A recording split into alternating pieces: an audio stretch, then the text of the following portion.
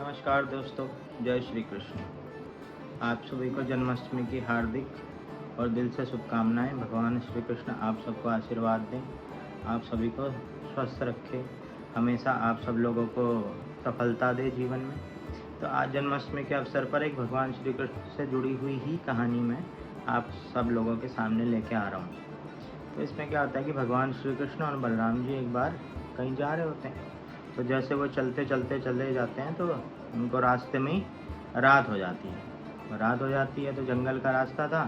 तो भगवान श्री कृष्ण बोलते हैं बलराम जी से कि भाई रात का टाइम हो गया, ऐसे जंगल में रात को चलना ठीक नहीं होगा, हम लोग यहीं रुक के आराम कर लेते हैं, सुबह उठेंगे और आगे बढ़ जाएंगे। वो कहते हैं नहीं नहीं यार, जंगल में ठहरना उचित नहीं होगा, तो हम चलते रहते हैं। लेकिन थोड़ा और आगे चलते हैं तो थके भी होते हैं। तो कृष्ण जी की बात बलराम जी मान लेते हैं और एक जगह वो एक पेड़ के नीचे दोनों लेट जाते हैं। तो कृष्ण जी उसको कहते हैं कि एक काम करते हैं, ऐसे तो हम दोनों जाग नहीं पाएंगे और थक जाएंगे, तो हम लोग एक काम करते हैं, थोड़ी देर आप सो जाइए, मैं तब तक पहरा दे लूँगा, और फिर जब मैं सोऊंगा तो आप पहरा दे लेना। इस तरीके से दोनों की हमारी पूरी रात आसानी से कट जाएगी और हमें पता भी नहीं चलेगा, हम एक दूसरे का पहरा भी दे पाएंगे।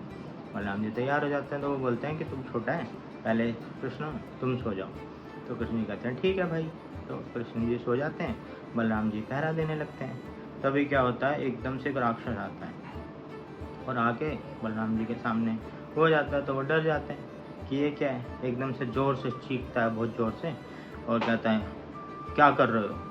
तो डर जाते हैं। डर के जैसे ही वो थोड़ा पीछे को सहम से जाते हैं तो उनका आकार एकदम से घट जाता है और राक्षस का बढ़ जाता है।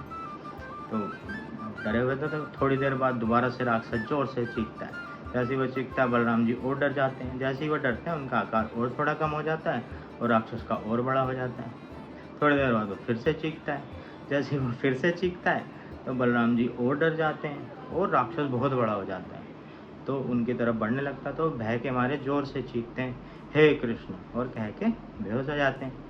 तो कृष्ण जी को लगता है कि शायद मेरा जागने का टाइम हो गया, और भैया ने आवाज़ लगाई थक गए होंगे, सो गए। तो कृष्ण जी उठ के बैठ जाते हैं। तो जैसे ही वो उठ के बैठते हैं वही राक्षस फिर से उनके सामने आता है। वो काफ़ी विशालकाय हो चुका होता है और ज़ोर से चीखता है। तो जैसे ही वो चीखता है तो कृष्ण ना उससे डरते हैं ना भयभीत होते और बोलते हैं हाँ भाई बताओ क्या बात है। जैसे ही वो ऐसा कहते हैं तो कृष्ण जी का साइज बढ़ जाता है और राक्षस का साइज छोटा हो जाता है। तो वो फिर कोशिश करता है कि इनको डराऊं और अपना आकार बड़ा करूं। फिर से और ज़ोर से चीखता है और कृष्ण जी को बोलता है, मतलब चीखता है और ज़ोर से डराने की कोशिश करता है, पर वो फिर भी नहीं डरते। एकदम शांत मन से और पूरे उस धीर गंभीर स्वभाव में उससे बोलते हैं कि हाँ भाई बताओ, आप चिल्ला रहे हो कि मैं क्या करूँ, क्या मैं आपकी सहायता कर सकता हूँ। तो राक्षस का आकार और छोटा हो जाता है। फिर और ज़ोर से चीखता है, डराने की कोशिश करता है, भागता हुआ आता है। लेकिन कृष्ण भगवान तब भी नहीं डरते। कहते हैं कि भाई इतनी देर से पूछ रहा हूँ, चिल्ला रहे हो, चीख रहे हो, मैं आपके लिए क्या कर सकता हूँ, मैं आपकी क्या सहायता कर सकता हूँ, बताओ। जैसे वो इतना हुआ राक्षस का साइज जैसे चीखते चीखते छोटा सा हो जाता है।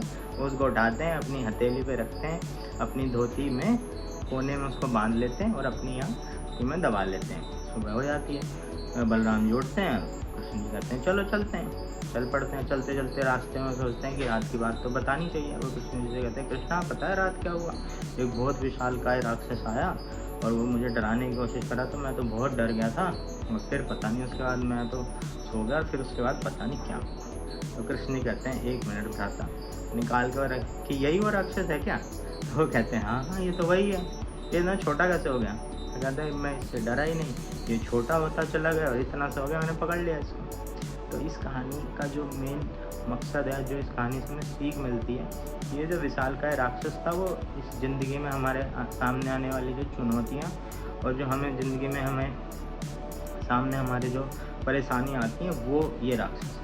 अगर हम उससे डर जाएंगे, अगर हम उन चुनौतियों का अच्छे से सामना नहीं करेंगे तो चुनौतियाँ दिन प्रतिदिन हर बार बड़ी होती जाएंगी, चीखेंगी, चिल्लाएंगी। लेकिन अगर हम उन चुनौतियों का सामना अपने पूरे जोश के साथ, अपनी पूरी ताकत के साथ और पॉजिटिव एटीट्यूड के साथ करेंगे तो कोई भी चुनौती हो हमारे सामने वो धीरे धीरे धीरे धीरे छोटी होती चली जाएगी और हम उस चुनौती से आगे बढ़ के हम विजय जरूर हासिल करेंगे। तो जीवन में आने वाली परेशानियों से हमें बिल्कुल भी भयभीत, बिल्कुल भी डर नहीं लेना है, बिल्कुल भयभीत नहीं होना है, उनका डटकर मुकाबला करना है और देखो आप लोग ज़रूर उन चुनौतियों से, उन परेशानियों से आगे निकलेंगे और भगवान कृष्ण की तरह एक विजेता। तो आज का इतना ही था। आप लोगों को फिर से एक बार भगवान श्री कृष्ण जन्माष्टमी की हार्दिक शुभकामनाएं। भगवान अभी आप सभी लोगों का भला करे। धन्यवाद।